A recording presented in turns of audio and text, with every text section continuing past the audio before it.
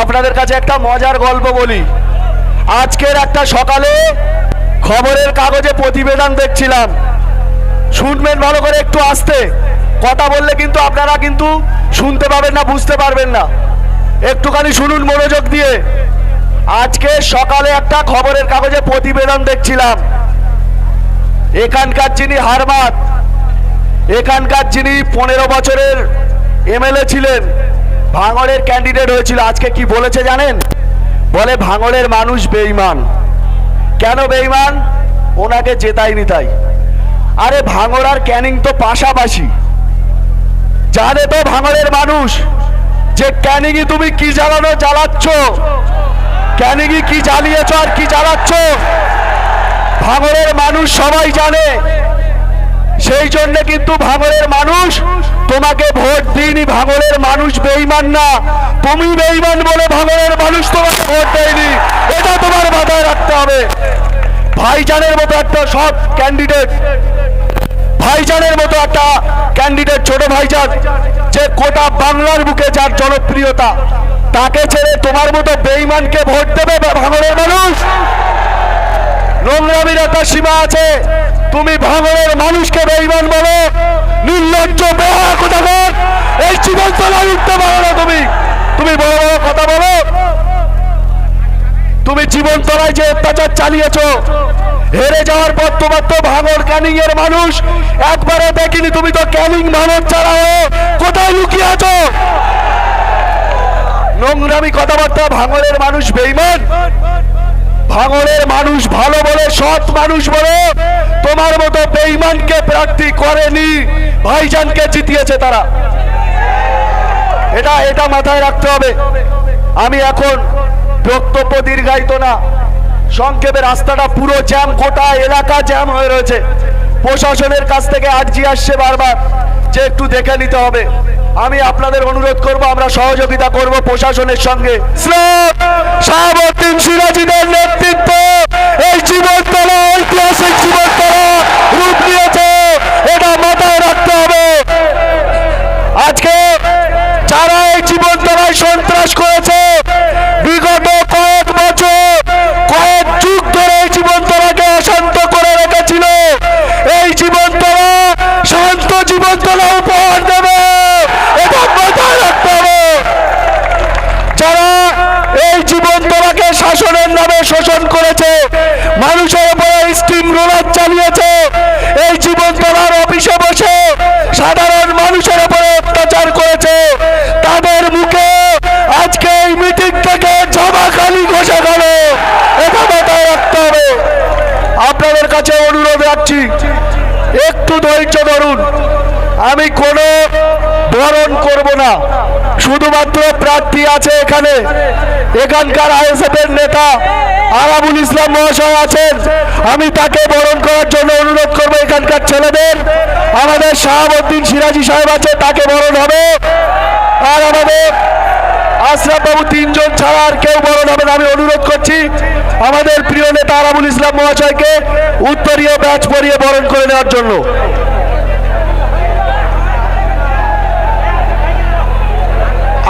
আমি কিন্তু বারবার বলছি, প্রশাসনের সঙ্গে আমাদের সহযোগিতা করতে হবে, প্রশাসনের সঙ্গে আমাদের সব সময় সহযোগিতা করতে হবে, এটা মাথায় রাখতে হবে। আমি অনুরোধ করছি সকলের, আমাদের আশরাফ বাবু, আমাদের প্রিয় নেতা আরাবুল ইসলাম মহাশয়কে উত্তরীয় পরিয়ে, ব্যাচ পরিয়ে বরণ করে নিচ্ছেন।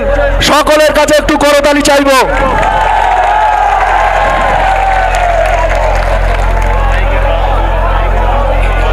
মাইকের আওয়াজটা একটু বাড়িয়ে দাও, ভলনটা। এই আইএসএফ জিন্দাবাদ, আইএসএফ জিন্দাবাদ, এই ছোট ভাইজান জিন্দাবাদ, ছোট ভাইজান জিন্দাবাদ, এই আমাদের সকলের প্রিয় নেতা আরাবুল ইসলাম জিন্দাবাদ, এই আরাবুল ইসলাম জিন্দাবাদ, আইএসএফ জিন্দাবাদ, এই ইনকিলাব জিন্দাবাদ। এখন আমি বরণ করে নেওয়ার জন্য আমাদের আইএসএফ এর অবজারভার, ক্যানিং পূর্ব বিধানসভার শাহাবুদ্দিন সিরাজি মহাশয়কে বরণ করে নেওয়ার জন্য আমি অনুরোধ করছি আইএসএফ এর পক্ষ থেকে হাবিবুল্লাহ মোল্লা বরণ করে নিচ্ছেন। আমাদের আক্তার দা আছে,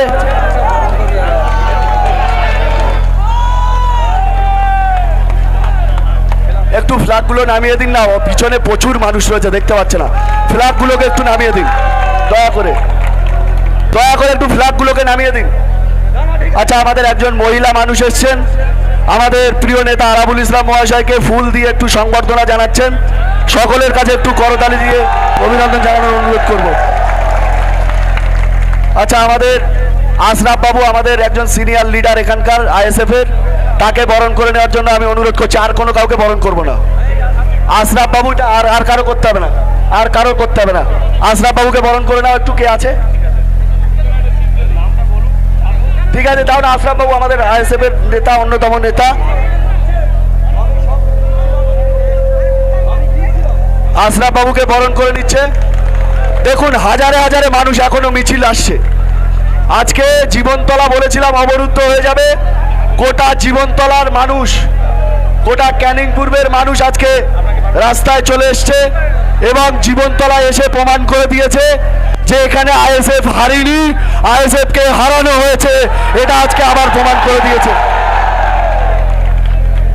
আমাদের ভাঙড় ক্যানিং এর আপনারা জানেন ভালোবাসার মানুষ, আরাবুল ইসলামদের ভালোবাসার মানুষ, আশরাফদের ভালোবাসার মানুষ, শাহাবুদ্দিন সিরাজীদের ভালোবাসার মানুষ দেখতে পাবে। আমি দেখছি আরাবুল ইসলামের নেতৃত্বে একটা বিশাল মিছিল আসছে। আমি অনুরোধ করবো একটু রাস্তাটাকে ফাঁকা করে দেওয়ার জন্য। যারা সাধারণ কর্মীরা এসছেন আপনারা দাঁড়িয়ে যান, প্লিজ দয়া করে দাঁড়িয়ে যান, সকলেই দাঁড়িয়ে যান একটু আস্তে আস্তে। অটোগুলোকে আর ঢোকার মতো জায়গা নেই, কেউ গাড়ি ঢোকাবেন না, আমি বারবার বারণ করেছি। এই টোটোটা কেন ঢুকছে না? এই টোটোটা কেন ঢুকছে? বারণ করলাম, গাড়ি ঢুকবে না আর কোনো গাড়ি। এই আমাদের ক্যান্ডিডেটকে আসার সুযোগ করে দেন, আপনারা দাঁড়িয়ে যান, দয়া করে দাঁড়িয়ে যান, ওখানে দাঁড়িয়ে যান। আরে ভাই দাঁড়িয়ে যাও না, দাঁড়িয়ে যান, কেউ দাঁড়াবে, কেউ আগাবেন নাই, আপনারা দাঁড়িয়ে যান তো।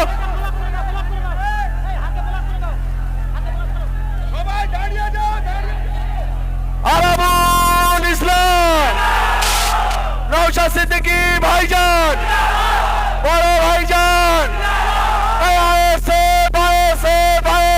জিন্দাবাদ, ইনকলাব ইনকলাব ইনকলাব জিন্দাবাদ, ছোট ভাইজান জিন্দাবাদ, আরাবুল ইসলাম জিন্দাবাদ, ছোট ভাইজানের নেতৃত্বে গোটা বাংলায় লড়বো।